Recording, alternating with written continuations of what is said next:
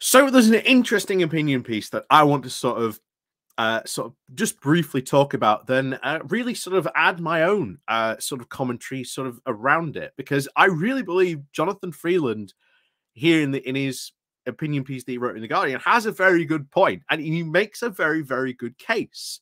He makes a very, very good case, and that is really, as he says, you've got to ask the question for hours of family fun.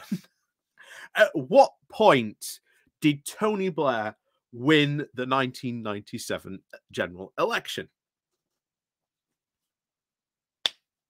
I'll let you all answer, but he makes a very good point, and he brings up the point that Tony Blair really won the general election. Let me just double check.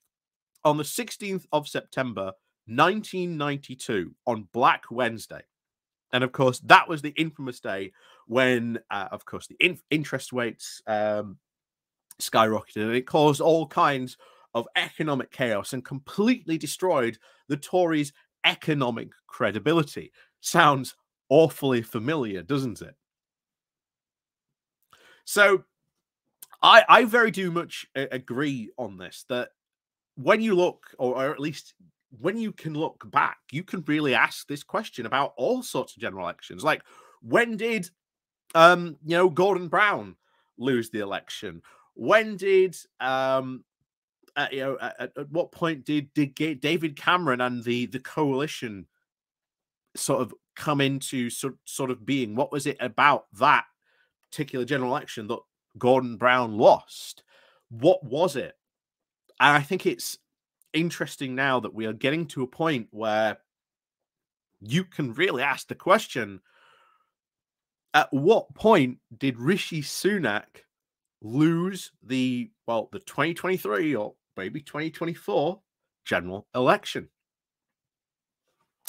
So before we go talking more about this, because I think it's a fascinating, really question, or at least a good question to ponder, please do remember to click on the like, share, and subscribe button. And of course, down below, there are links to my Patreon page and an affiliation link called Buy Me Coffee, where you can buy me coffee. And of course, as always, there is the YouTube thank you button, and of course, the Pony Club down below. And like I say, pop over to the Guardian and have a read of Jonathan Freeland's Jonathan Freeland's, not Friedman.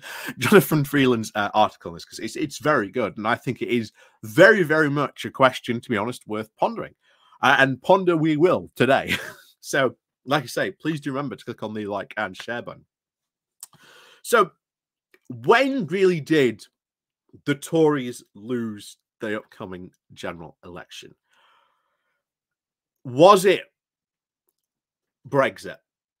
Was it finally that the whole Brexit lies just finally caught up? And to be honest, even the Brexiteers aren't interested in talking about Brexit. They can only, as we said a long, long time ago, Brexit was this hot air balloon, and they can only keep putting so much hot air in before, well, eventually that hot air is going to run out. And sooner or later, that balloon is going to start coming down, and it is. The Brexit balloon is really, really plummeting down to the ground very, very quickly. Was it that? Was it the absolute catastrophe that happened in the Tories' response to COVID? Was it Partygate and the subsequent investigations? Was it the Privilege Committee and Boris Johnson being exposed as a liar? Was it Truss and a whole Trussonomics and the infamous mini budget? Or was it something this week? Because I'll tell you what, last week, the Tories sure took a very, very comprehensive beating.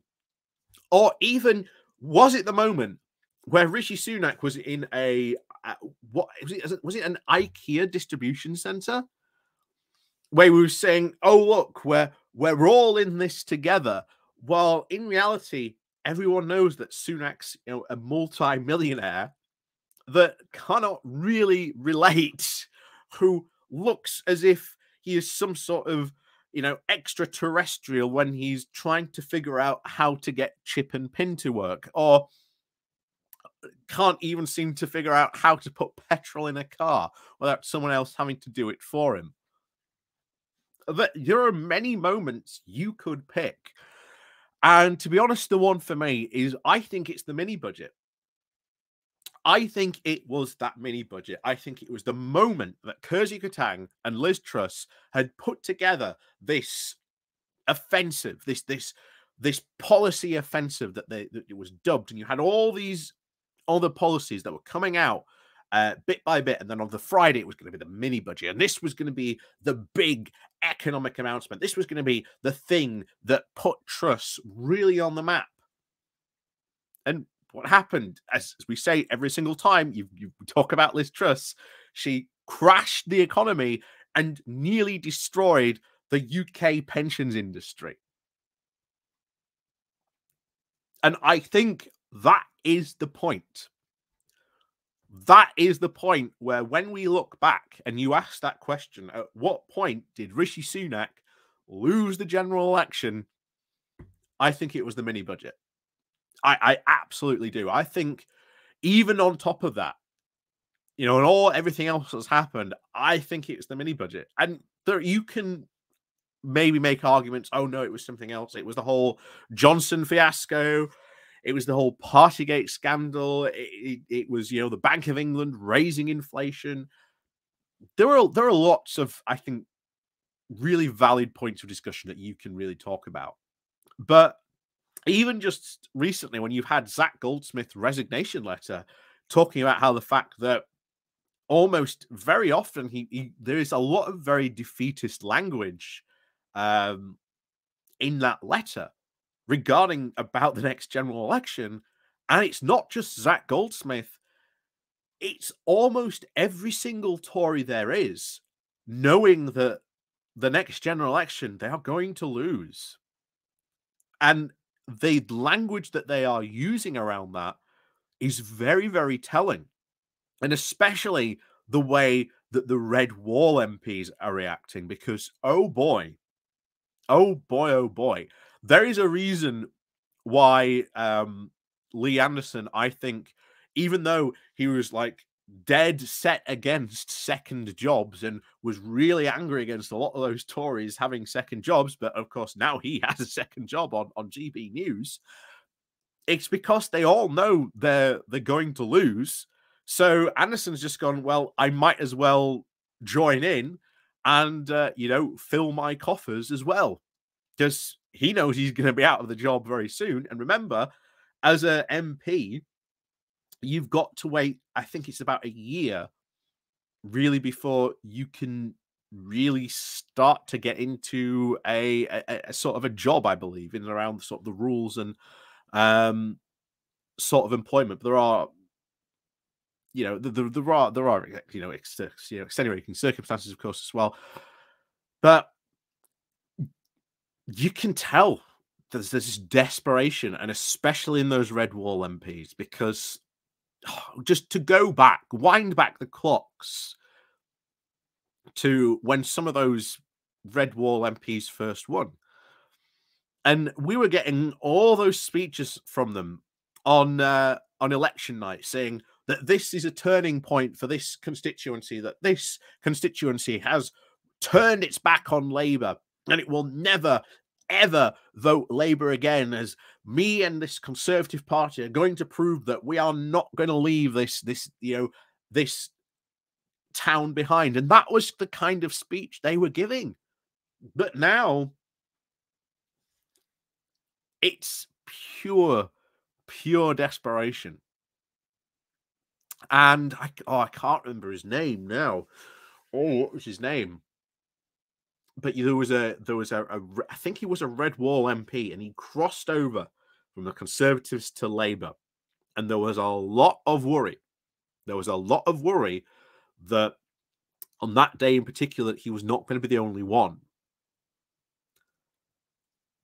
And I'll tell you now, there is a lot of Red Wall MPs who I think who were considering doing that and then decided not to, who were thinking, maybe I should have crossed over as well.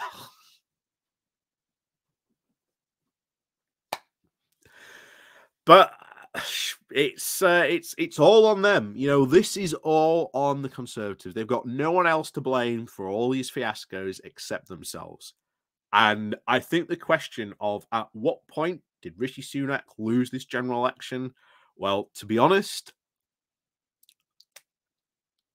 you could say it's the mini budget like I do, but to be honest, I would not say you would be wrong citing the myriad of other reasons that the Tories lost. Heck, you could even say just the point of the 13 years of Tory rule in itself was enough reason for Rishi Sunak to lose. But there are a myriad of reasons, And like I say, let me know what you think about that down below, because I think that question, to be honest, is quite fun to explore.